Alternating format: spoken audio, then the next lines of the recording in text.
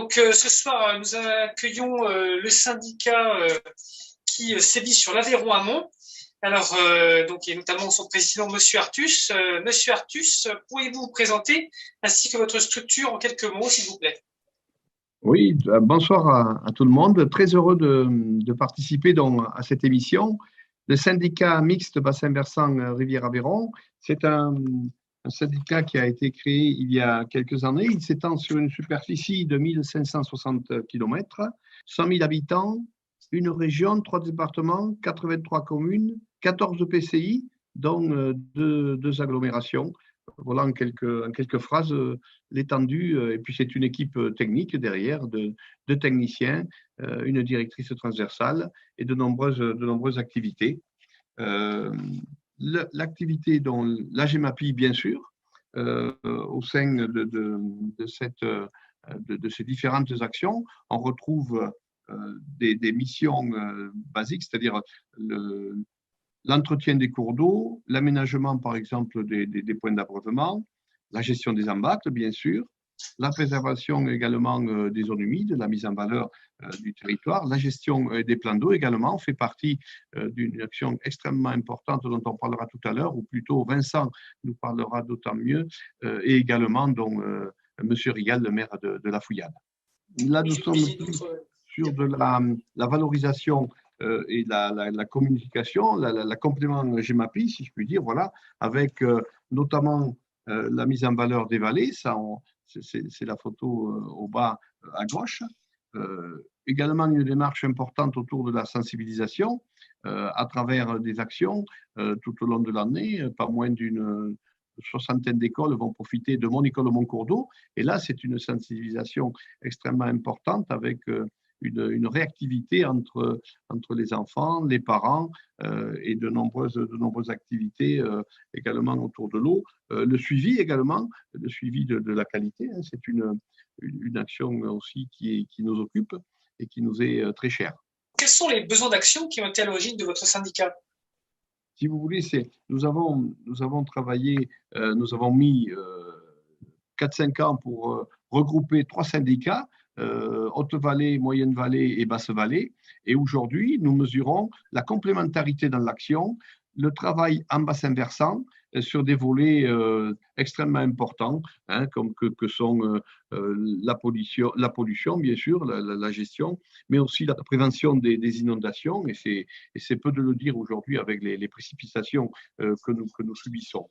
Également, bien sûr, la gestion des milieux, on le voit avec des plantations de haies, la surveillance également de la pluviométrie et une meilleure reconnaissance de son environnement et de ses cours d'eau. Très bien. Finalement, quels sont les problèmes que vous avez avec les retenues sur votre territoire? Le premier contrat que nous avons signé avec l'État, c'est le contrat des Sereines. Et sur les contrats Sereines, nous avons un sujet extrêmement intéressant puisque ça a été notre laboratoire pour créer notre contrat Rivière-Aveyron. Voilà. Donc sur ce bassin-là, c'est un peu la part privilégiée où Vincent s'épanouit pleinement parce qu'il connaît très bien ce terrain. Et comme je disais, M. Rigal tout à l'heure nous en parlera d'autant mieux qu'il est agriculteur, éleveur et utilise ces retenues. Et ces retenues font partie historiquement d'un secteur de territoire qui pratiquait la culture du tabac, où il y avait un grand besoin d'eau. Et nous étions donc il y a déjà une soixantaine d'années. Et en quelques années, on voit combien, bien sûr, ces retenues se sont transformées. Et aujourd'hui, la question de fond, c'est quid de leur devenir, point par point. Et ça, c'est un travail extrêmement intéressant avec toute la réorganisation de l'agriculture, toute la réorganisation, y compris des méthodes culturales. Et là, on en ressent aujourd'hui les bienfaits du travail accompli et la capacité aussi des agriculteurs de se mobiliser et de faire de ce handicap des atouts. Voilà, un terrain ou un secteur où il n'y a pas d'eau, c'est un véritable handicap. Là où il y a de l'eau, c'est une richesse. Donc c'est ça l'enjeu, c'est de bien mettre en avant ces richesses sur notre territoire et point par point pour que on maintienne des pays vivants, habités par des agriculteurs et avoir un environnement vivant et extrêmement accueillant.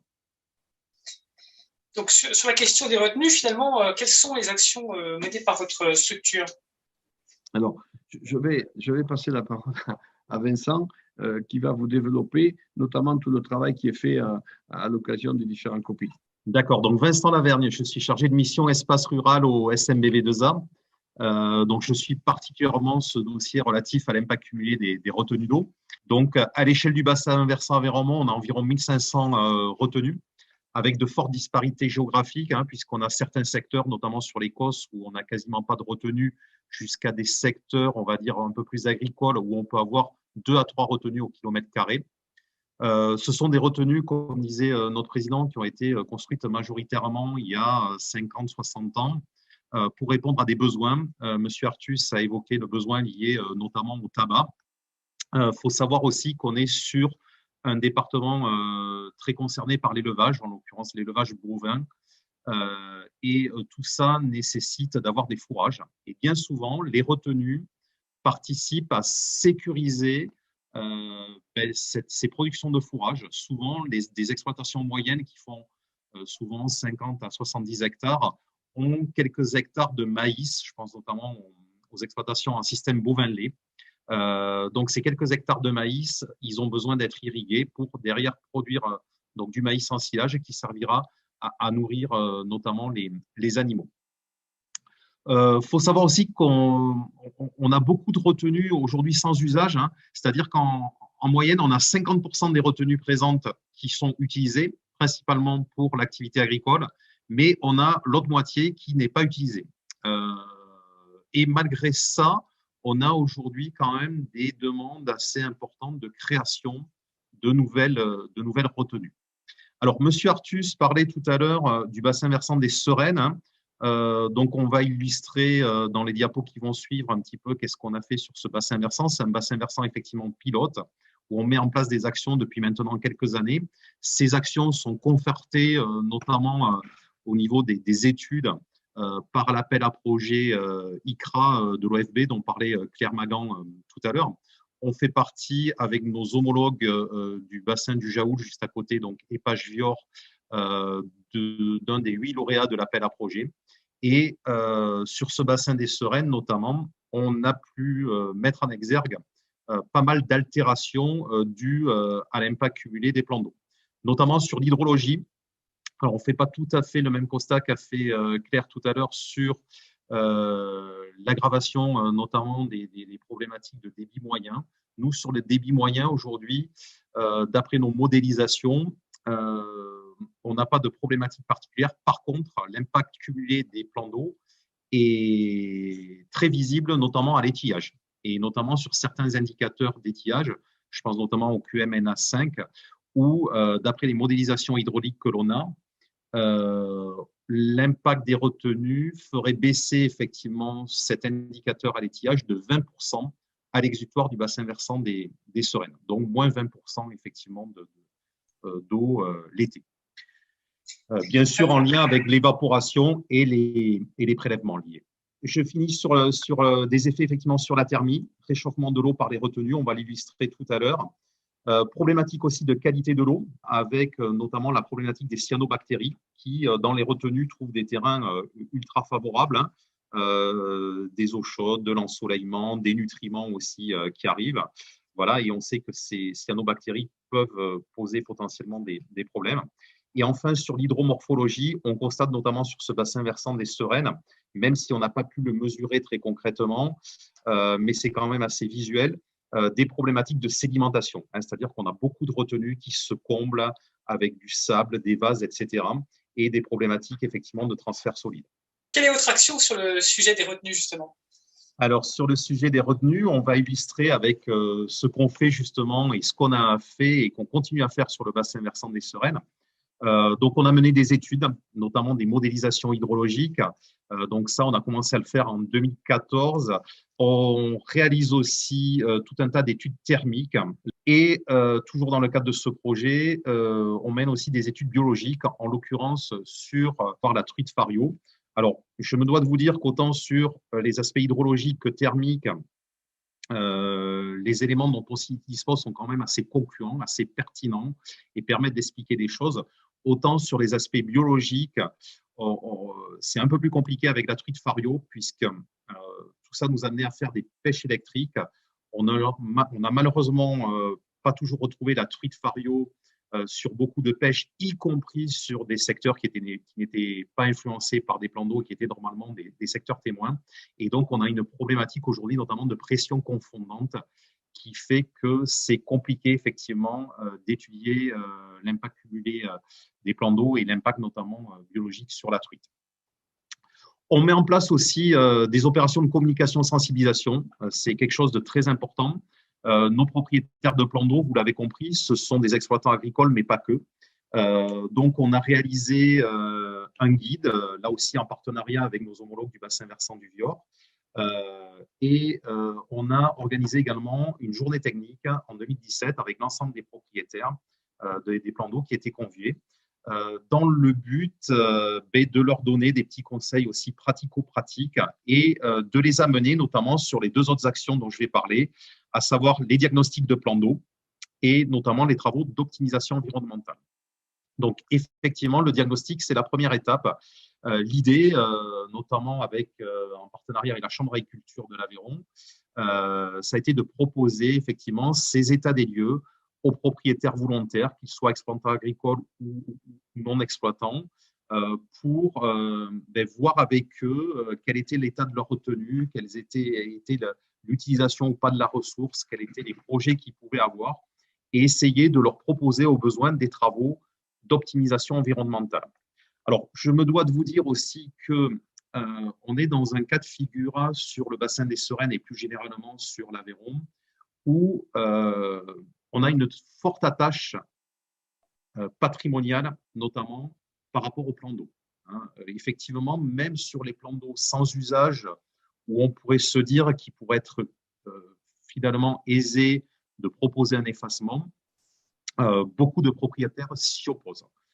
Voilà, c'est souvent pour des raisons affectives, familiales. Ils ont toujours vu ce plan d'eau.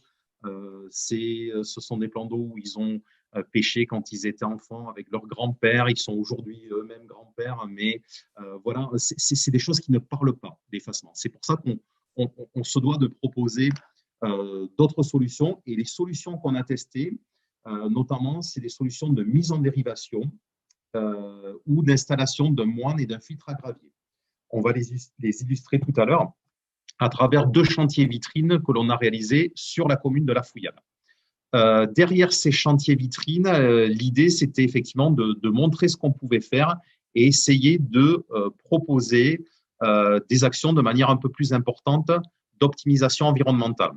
Il vous faut savoir qu'aujourd'hui, au titre du deuxième pilier de la PAC, dans le PDRR actuel, il existe en Occitanie une mesure qui permet d'aider les exploitants agricoles, c'est la condition, il faut être par contre exploitant agricole, à optimiser environnementalement leur plan d'eau, c'est-à-dire à mettre en dérivation le plan d'eau ou à installer un moine, et ces travaux sont possiblement aidés à hauteur de 80%.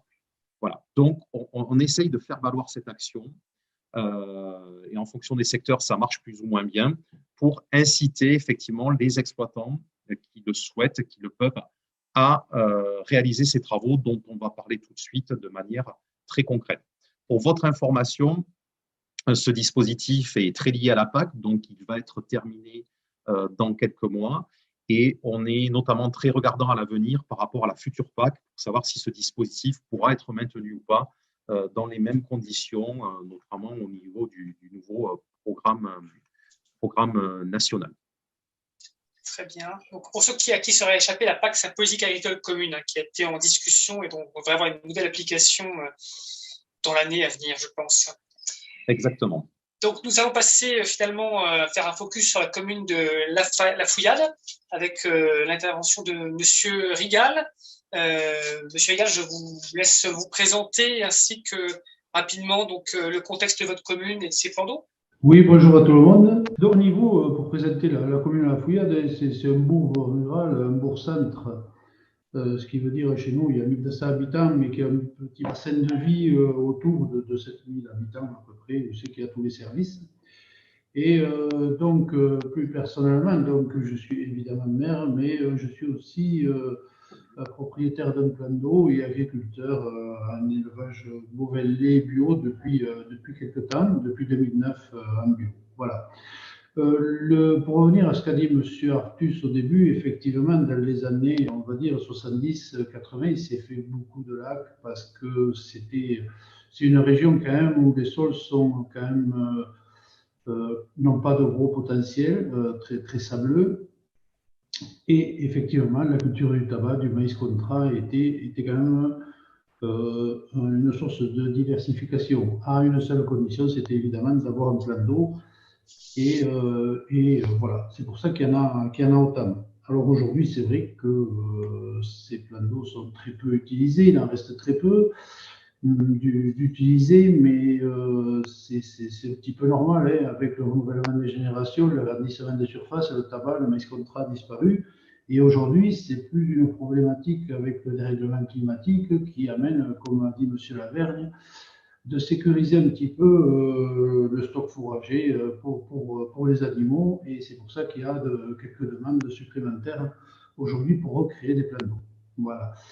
Sur le plan, l'action est partie au niveau du plan communal, parce que tout simplement, il y avait une déverse qui n'était pas du tout aux normes et il était courant de voir l'eau passer par-dessus la berge en cas de forte pluie. Et ça a été l'occasion de mettre tout ça en place à partir de là. Et il a été demandé comme j'avais mon lac juste au-dessus de celui de la commune, à peu près à, je sais pas combien, à 200 ou 300 mètres, hein, de mettre tous ces deux plans aux normes, si on peut dire comme ça. Et ça a été l'occasion, avec l'appui du syndicat, de proposer une vitrine départementale et de proposer plusieurs scénarios pour mettre ces plans d'eau aux normes et de restituer un petit peu l'eau du cours d'eau, parce qu'ils sont évidemment en barrage. C'est des retenues agricoles, hein, si j'ai bien compris le terme, par rapport aux années de construction. Voilà.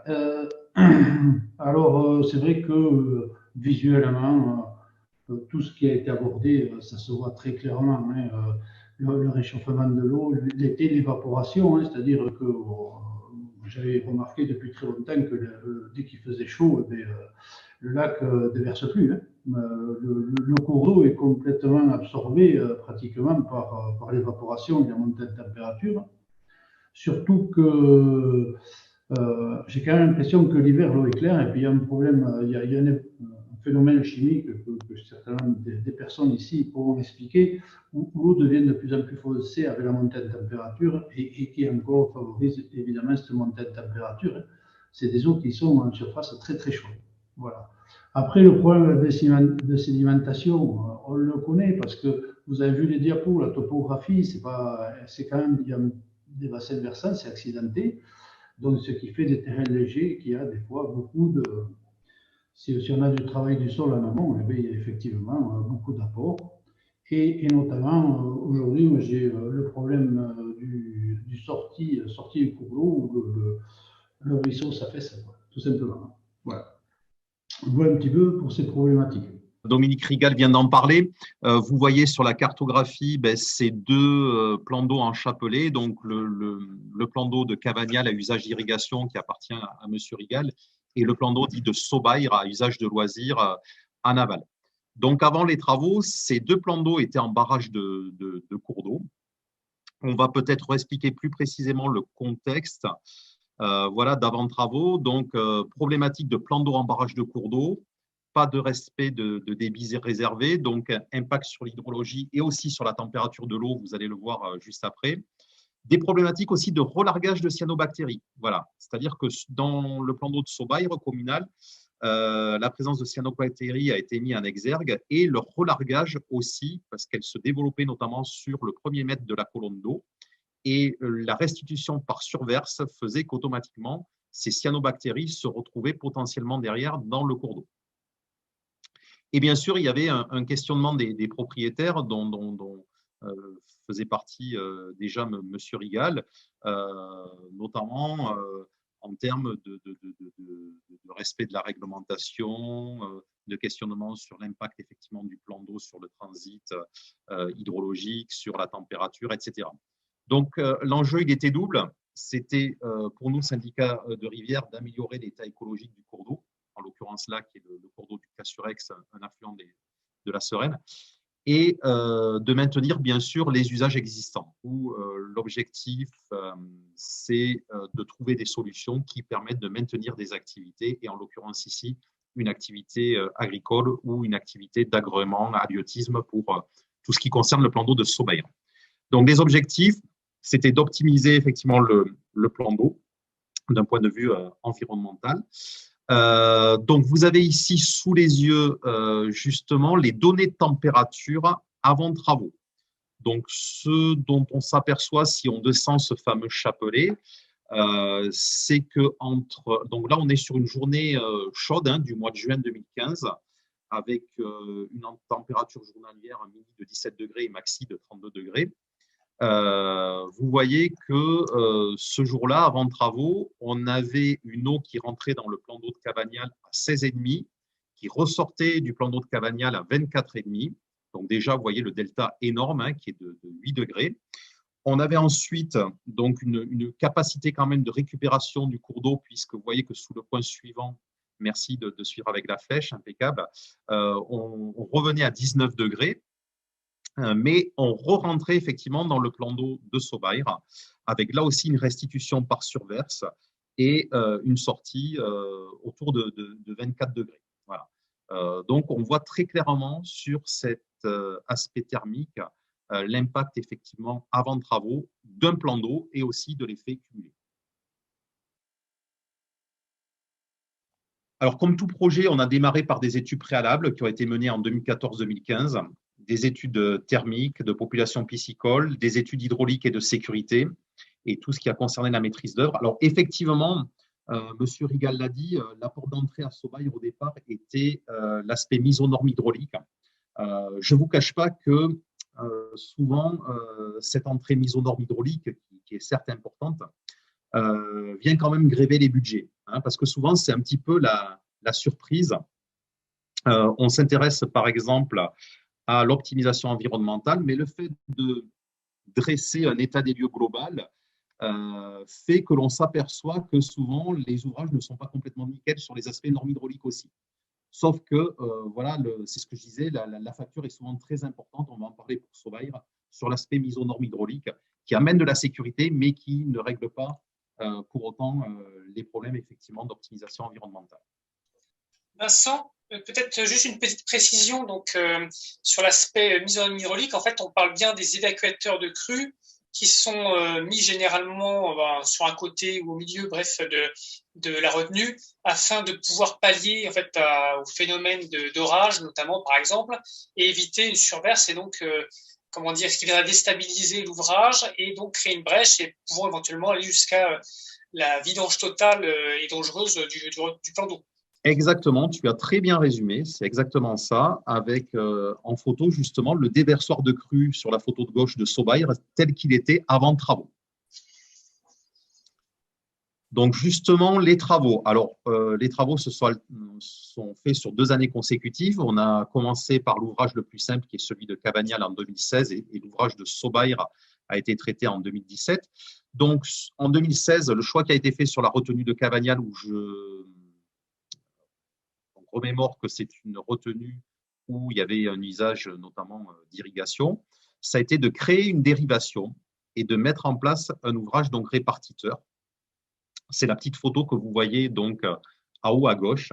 Et le choix s'est porté sur une canalisation enterrée. Alors, quand on peut, il est vrai que c'est mieux de faire une renaturation, c'est-à-dire une dérivation avec un lit de cours d'eau renaturé. Là, dans le cas de figure de Cavagnal, il faut savoir qu'on est sur une tête de bassin versant où le débit réservé est fixé à 1 litre seconde. Alors, le choix qui a été fait en concertation avec le propriétaire et avec les services de police de l'eau et les financeurs, c'est de porter finalement ce débit au-delà du débit réservé et il a été fixé à 8 litres seconde. Néanmoins, qu'on ait 1 litre seconde ou qu'on ait 8 litres seconde, ça reste quand même de tout petits débits. Et la crainte que l'on avait, c'est que si on avait fait une dérivation à ciel ouvert, ce débit, finalement, il se soit infiltré et qu'on n'ait pas forcément récupéré in fine. Donc, c'est pour ça que le choix s'est porté vers une canalisation enterrée. C'est tout simplement un tuyau PVC, diamètre 200, avec des regards réguliers à peu près tous les 40-50 mètres, qui ont permis effectivement de créer cette dérivation. Le coût des travaux, il n'est pas neutre. Il y en a quand même pour un peu plus de 30 000 euros. On a eu la chance quand même d'être bien accompagné sur ce dossier par l'Agence de l'eau notamment et la région Occitanie. Alors ensuite, on en vient à la retenue de Sobaïr. Donc là, pour des raisons de problématiques techniques et foncières, on n'a pas pu faire une dérivation. Donc le choix s'est porté sur la construction d'un moine. Ça a été évoqué tout à l'heure par la personne de l'INRAE. Donc c'est une solution. Le moine, on va voir dans une diapositive suivante qu'est-ce que c'est exactement, mais effectivement, tu le montres en photo au moment de la pose. Donc on a posé effectivement un moine. On a construit un nouveau déversoir de crue, donc c'est le bel ouvrage que vous avez en photo, bétonné à gauche. Voilà, donc ça, c'est venu effectivement en plus.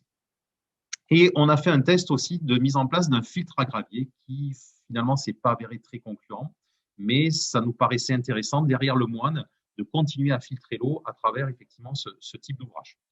Alors là, au niveau des éléments financiers, on est dans des coûts quand même assez importants. Vous voyez, plus de 165 000 euros. Là-dessus, le moine lui-même, c'est-à-dire l'équipement d'optimisation environnementale, il coûte à peu près 40 000 euros. Ça veut dire que tout le reste est dû à des travaux de mise aux normes hydrauliques. Le plan de financement a été quand même heureusement intéressant là aussi. On a profité des aides de l'État, de l'Agence de l'eau et de la région. Et la commune a autofinancé effectivement les travaux. On va avancer sur la diapositive suivante qui reprend justement un petit peu le schéma d'un moine. Un moine, son but, c'est quoi? C'est plutôt que de restituer en surverse, de capter le débit réservé au niveau de la colonne d'eau à la hauteur que l'on souhaite.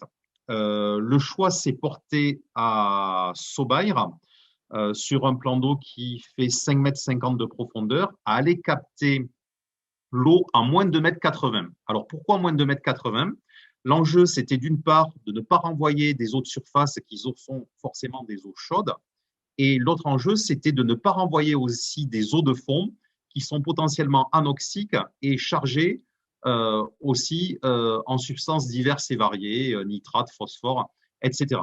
Donc ça, c'était les études préliminaires qui nous ont permis de fixer effectivement ce compromis à moins de 2,80 m. Alors, ce qui est intéressant, c'est que notamment sur Sobaïr, mais aussi sur Cavagnal, on a réalisé un suivi post-travaux, notamment sur les 2 années consécutives et les 2 périodes d'étillage 2018 et 2019. Alors, les résultats aujourd'hui sont plutôt très engageants, dans le sens où, sur les suivis classiques, on va dire notamment qualitatifs, on remarque qu'il y a une meilleure oxygénation de l'eau derrière effectivement la mise en dérivation et le moine. Il y a une baisse des rejets, notamment d'azote et de phosphore dans le cours d'eau aval. Et il y a aussi, et ça c'est très important, une absence de relargage de cyanobactéries. Je le disais tout à l'heure, les cyanobactéries étaient dans le premier mètre d'eau. Le fait de faire la restitution en moins de 2,80 m, automatiquement, on élimine effectivement les cyanobactéries et leur potentiel transfert au cours d'eau aval. Concernant les suivis thermiques, les choses ont été aussi plutôt concluantes. On a des effets très positifs de la mise en dérivation, des effets un peu moins bénéfiques, mais quand même notables par rapport à la dérivation du moine. Et on a par contre un effet beaucoup plus mitigé du filtre à gravier. Alors, vous avez en rouge donc les températures avant travaux dont on a parlé tout à l'heure, et en bleu les températures après travaux. Donc, ce qu'on voit très clairement, c'est qu'en aval déjà du premier plan d'eau, et notamment de Cavagnal, lorsqu'on avait à l'époque 24,5 en rejet quand l'eau du cours d'eau amont était à 16,5-17, aujourd'hui, on a 17-18 degrés. Voilà, donc c'est normal. tout le débit réservé passe dans la dérivation et automatiquement, on n'impacte pas d'un point de vue thermique cette température. En ce qui concerne l'effet du moine, il est également visible puisqu'on passe effectivement de températures qui, pour le coup, étaient de 24 degrés à l'époque et qui aujourd'hui sont de 20,5. C'est-à-dire que très concrètement, le moine et le positionnement du plan d'eau avec le moine continue à réchauffer globalement l'eau, mais de manière moins importante que ce qui était le cas au départ avant travaux. Voilà. Alors 20,5, on est bien d'accord, sur des cours d'eau de première catégorie, on est un petit peu à la limite. Voilà, puisque la truite fario, bien souvent, il ne faut pas aller au-delà de 20 degrés, mais là, j'ai pris une température instantanée et pas forcément une moyenne journalière. Je pense que beaucoup de choses ont été dites. Après, c'est vrai que le filtre à gravier, pas, le fonctionnement n'a pas été celui qu'on attendait. Voilà, tout simplement parce que il arrivait pas à se boucher, mais pas à absorber le débit qui était envoyé dans le filtre. Voilà. Tout simplement. Alors peut-être c'est des bricoles, peut-être il était, voilà, on n'avait pas le recul technique peut-être aussi par rapport à cette utilisation.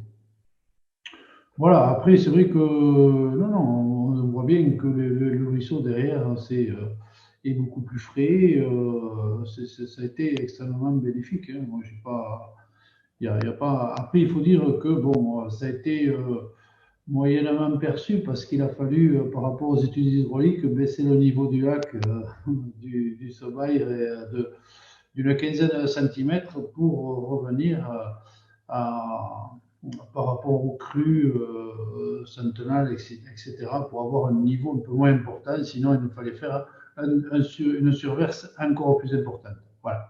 Mais maintenant, bon, tout est rentré à l'ordre. Hein, voilà. Sur ce que je peux dire un petit peu sur ces aménagements. Hein. Merci, Monsieur Rigal. Rappelons que, effectivement, les travaux dont vous parlez qui ont abaissé le niveau de l'eau, c'est le problème de sécurité, pas forcément le problème des détournements d'eau. Et bien maintenant, on va passer à la conclusion. En fait, avec Monsieur Artus. Monsieur Artus, quelles sont les perspectives finalement de travail que vous avez sur ces thématiques des retenues? Moi, ce que je peux vous dire, c'est que ce sont, d'abord, encore merci de nous permettre de nous exprimer et de mettre en valeur ce travail que nous avons fait et que nous faisons, et dire aussi que ce sont ces réalisations avec les agriculteurs, avec nos techniciens, qui nous légitiment dans nos actions, voilà, y compris dans celles qui vont venir, puisque nous réfléchissions comment valoriser justement ces terrains qui bénéficiaient justement des retenues. Donc voilà une petite expérience à cette échelle qui va peut-être aussi s'étendre sur l'ensemble du bassin versant Aveyron, puisque chacun sait combien il est plutôt sur une région plate, sur la haute vallée, et combien il est encaissé sur la basse vallée. Voilà, donc des traitements complètement différents suivant les territoires. Voilà. Mais des actions très concrètes et très précises, que ce soit par tout ce qu'on a dit tout à l'heure, qui nous permettent de nous donner du crédit dans notre action. Voilà. L'ensemble du travail qui est fait maintenant depuis une dizaine d'années est une référence qui commence à faire tache d'huile, et on est un peu plus écouté, et dans les copies, on voit bien les agriculteurs se mobilisent et participent.